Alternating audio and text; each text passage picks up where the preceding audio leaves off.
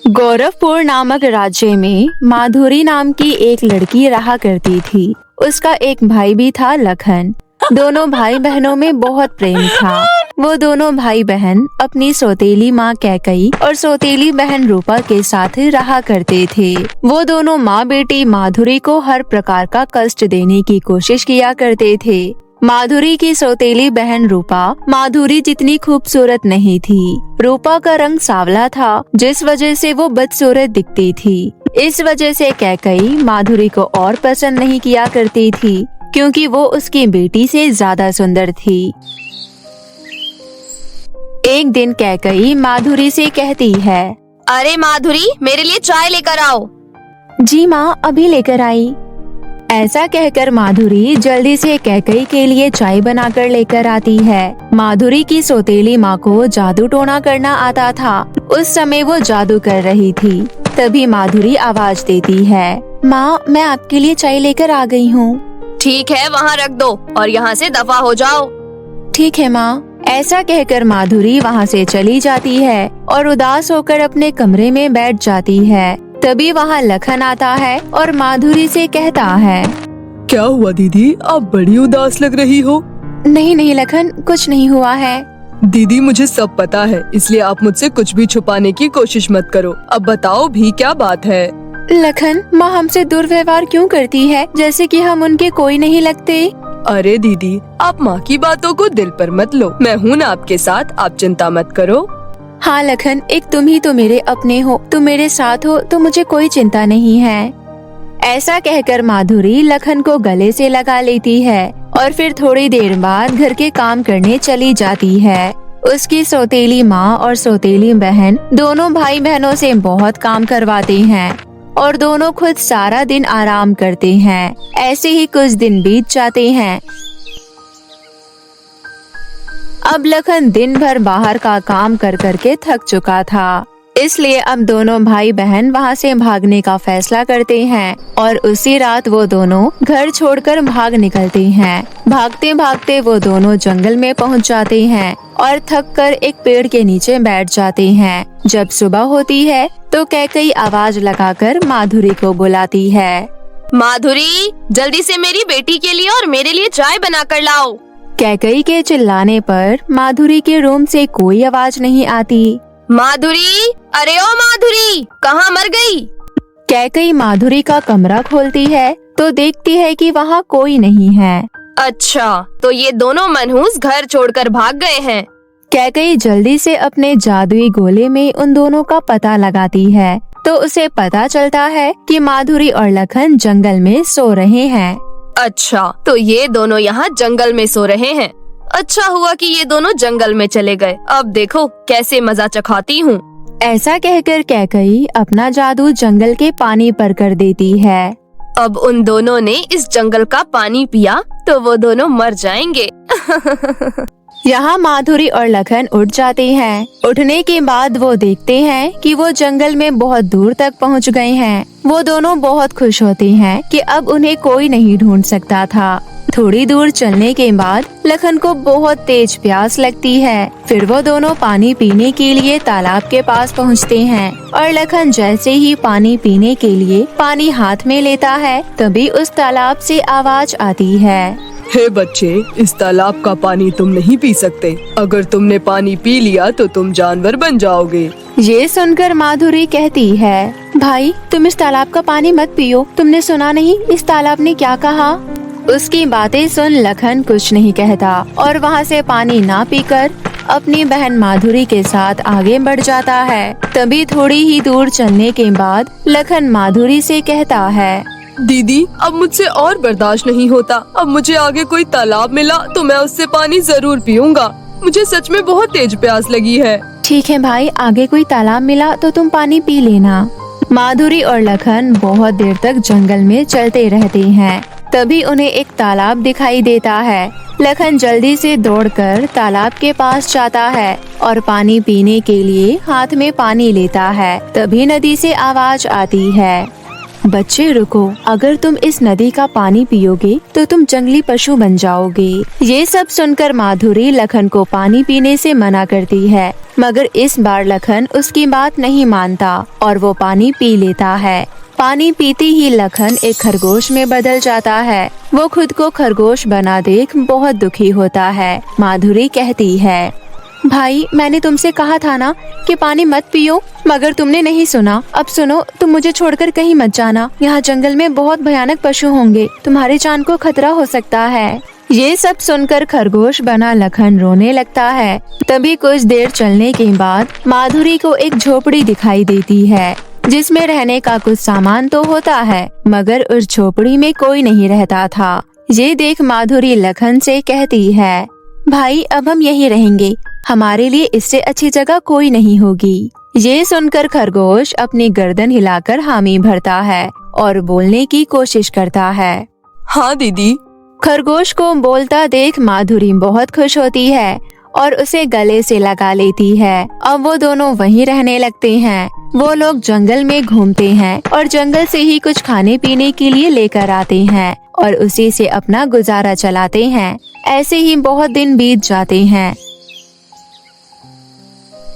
मगर अब माधुरी लखन को लेकर साथ में जंगल नहीं जाती थी, क्योंकि उसकी जान को खतरा था। ऐसे ही एक दिन लखन माधुरी से कहता है, दीदी कितने दिन हो गए मैं घर से बाहर नहीं गया हूँ, मुझे बाहर घूमने जाना है, मुझे जाने दो। ठीक है भाई, पर तुम जल्दी आ जाना। हाँ दीदी मैं जल्दी आ जाऊँगा, और हाँ मेरे वापस आने तक दरवाजा मत खोलना, मैं आपको 3 बार आवाज दूंगा तभी दरवाजा खोलना।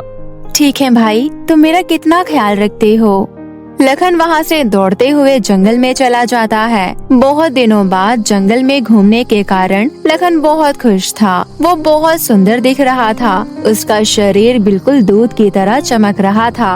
उसी समय उस राज्य का राजकुमार युवराज जंगल में शिकार करने के लिए आते हैं, मगर उनको जंगल में कोई भी जानवर दिखाई नहीं देता। तभी राजकुमार को अचानक खरगोश दिखाई देता है। उस खरगोश को देख राजकुमार उसका शिकार करने के लिए उसके पीछे जाते हैं, मगर वो खरगोश तभी घर जाने के लिए निकलता है। खरगोश भागते भागते घर आ जाता है। राजकुमार भी उसके पीछे पीछे आ जाते हैं। तभी राजकुमार देखता है कि खरगोश झोपड़ी के पास आकर खड़ा हो गया। दीदी दीदी दरवाजा खोलो, दीदी दीदी दरवाजा खोलो, दीदी दीदी दरवाजा खोलो। ऐसे 3 बार खटखटाने पर माधुरी दरवाजा खोलती है। तभी राजकुमार की नजर माधुरी पर जाती है। माधुरी खरगोश को अंदर बुलाकर दरवाजा बंद कर लेती है। ये सब पेड़ के पीछे छुपा राजकुमार देख रहा था। ये लड़की कितनी खूबसूरत है, मेरी तो उससे नजरें ही नहीं हट रही थी, मगर ये खरगोश के साथ क्या कर रही है, मुझे पता लगाना होगा। इतना सोचकर राजकुमार अपने सैनिकों को वापस महल भेज देता है और वो झोपड़ी के पास आकर दरवाजा खटखटाता है। कोई है अंदर, दरवाजा खोलिए। आवाज सुनकर माधुरी दरवाजा खोलती है। माधुरी देखती है कि उसके सामने सुंदर नौजवान एक युवक खड़ा है। माधुरी की नजर उनसे हटती ही नहीं। तभी राजकुमार माधुरी से कहता है, माफ कीजिए, मैंने आज आपको यहाँ देखा, इसलिए बस में आपसे बात करने चला आया। मैं इस राज्य का राजकुमार युवराज हूँ, आप मुझे बहुत पसंद हो। ये आप क्या कह रहे हो राजकुमार, मुझे कुछ समझ में नहीं आ रहा। देखिए मैं आपसे विवाह करना चाहता हूँ, क्या आप मुझसे विवाह करोगी? ये सुनकर माधुरी खुश तो होती है, परंतु पहले उसे अपनी पूरी सच्चाई बताती है कि कैसे उसकी सौतेली माँ और सौतेली बहन उस पर अत्याचार करते थे। उन अत्याचारों से परेशान होकर ये लोग वहाँ से भागकर इस जंगल में आ गए। मुझे इससे कोई फर्क नहीं पड़ता, आप ये बताइए कि आप मुझसे शादी के लिए तैयार हैं या नहीं? हाँ राजकुमार, मैं आपसे शादी के लिए तैयार हूँ, मगर पहले मुझे ये बात अपने भाई को बतानी होगी। जी बेशक, आप उन्हें बताइए। अब मैं यहाँ से चलता हूँ, आप कल हमारे राज्य में शाही मेहमान बनकर आइएगा, मैं आपकी राह देखूंगा। ऐसा कहकर राजकुमार वहाँ से चला जाता है। माधुरी को ये सब एक सपने जैसा लगता है। दीदी कौन था दरवाजे पर? माधुरी अंदर आकर अपने भाई को सारी बात बताती है। ये सुनकर उसका भाई भी खुश होता है कि उसकी बहन से कोई राजकुमार शादी करना चाहता है। फिर वो दोनों अगले दिन राजकुमार के राज्य में चले जाते हैं। तभी उनको देख राजकुमार उनका बहुत अच्छे से स्वागत करता है और उन्हें महल में ले जाता है। फिर दूसरे ही दिन राजकुमार और माधुरी की शादी हो जाती है। अब माधुरी और राजकुमार महल में खुशी खुशी रहने लगते हैं। वो दोनों एक दूसरे के साथ बहुत खुश थे। माधुरी अपने भाई को अपने पास ही रखती है। फिर एक दिन माधुरी की सौतेली माँ कैकई अपने जादुई गोले में उन दोनों भाई बहन का पता लगाती है कि दोनों जिंदा है भी या मर गए। तभी उसे अपने जादुई गोले में दिखाई देता है कि माधुरी तो राजमहल में महारानी की तरह रह रही है और लखन बगीचे में बहुत ही अच्छे से घास खा रहा है। ये सब देख कैकई को बहुत गुस्सा आता है। तभी वो गुस्से से शीशा तोड़ देती है और अपनी बेटी को लेकर महल आने के लिए निकल जाती है और चुपके से महल के अंदर घुस जाती है। महल में आने पर कैकई देखती है कि माधुरी अपने कक्ष में आराम कर रही है। ये देख कैकई अपने जादू से अपनी बेटी को माधुरी बना देती है और बिस्तर पर सो रही माधुरी को बेहोश कर देती है। तभी उसकी बेटी रूपा कहती है, माँ हमारा झूठ पकड़ा तो नहीं जाएगा ना? नहीं मेरी बच्ची, अब तुम इस राज्य पर राज करोगी, समझी? ठीक है माँ, आप मुझे जैसा कहेंगी मैं वैसा ही करूँगी। बहुत अच्छे, अब चलो मैं इस माधुरी की बच्ची को जंगल में छोड़ाती हूँ। तुम तब तक यहीं रुको, ठीक है? ऐसा कहकर कैकई राजकुमारी माधुरी को लेकर जंगल में चली जाती है। इधर लखन अपनी बहन के पास आता है तो रूपा उससे कहती है, अरे अरे ये खरगोश मेरे कमरे में कैसे आया? सिपाही निकालो इसे यहाँ से। महारानी का आदेश सुनकर सिपाही खरगोश को उनके कक्ष से बाहर निकाल देते हैं। ये सब देख लखन बहुत हैरान हो जाता है। ये दीदी को अचानक क्या हुआ? मुझसे ऐसा व्यवहार क्यों कर रही हैं? लखन दुखी होकर बगीचे में चला जाता है। इधर कैकई माधुरी को जंगल में छोड़ वापस महल आ जाती है। लखन का अपनी बहन के बिना मन नहीं लगता, इसलिए वो दोबारा अपनी बहन के कक्ष में जाता है तो वो देखता है कि उसकी सौतेली माँ माधुरी के कमरे में है। यह देखकर लखन चौंक जाता है और वो कमरे से बाहर खड़ा होकर उन दोनों की बातें सुनने लगता है। मेरी बेटी, मैं उस माधुरी की बच्ची को जंगल में छोड़ आई हूँ। अब वो कभी वापस नहीं आएगी। अब तुम हमेशा के लिए इस राज्य पर राज करोगी। आपका शुक्रिया माँ, यहाँ आकर मुझे बहुत अच्छा लग रहा है। बस तुम ये निश्चय करो कि तुम्हें राजकुमार के साथ कैसे रहना है। जैसे माधुरी रहा करती थी वैसे ही तुम्हें रहना है, ताकि राजकुमार को तुम पर शक ना हो। ठीक है माँ। ये सब खरगोश सुन लेता है। ये सब सुनकर उसकी आंखों में आंसू आ जाते हैं और वो जंगल की ओर चला जाता है। वो जंगल में बहुत देर तक माधुरी को ढूंढता है, परंतु उसे उसकी बहन कहीं नहीं मिलती। तभी उसे एक पेड़ के नीचे एक साधु महाराज दिखाई देते हैं। वो उसके पास आता है। बाबा मेरी मदद कीजिए, मुझे आपकी मदद की जरूरत है। बोलो तुम्हें मेरी कैसी मदद चाहिए? बाबा मेरी बहन इस जंगल में है, मुझे उससे मिलना है। क्या आप उसे खोजने में मेरी मदद करेंगे? तभी बाबा आंख बंद करके ध्यान लगाते हैं और फिर लखन से कहते हैं, तुम्हें तुम्हारी बहन इस दिशा में मिल जाएगी। और हाँ, ये सब तुम्हारी सौतेली माँ ने किया है। तुम्हें खरगोश भी उसी ने बनाया है। ये सब सुन लखन कहता है, बाबा हमें इस मुसीबत से बचने का उपाय बताइए।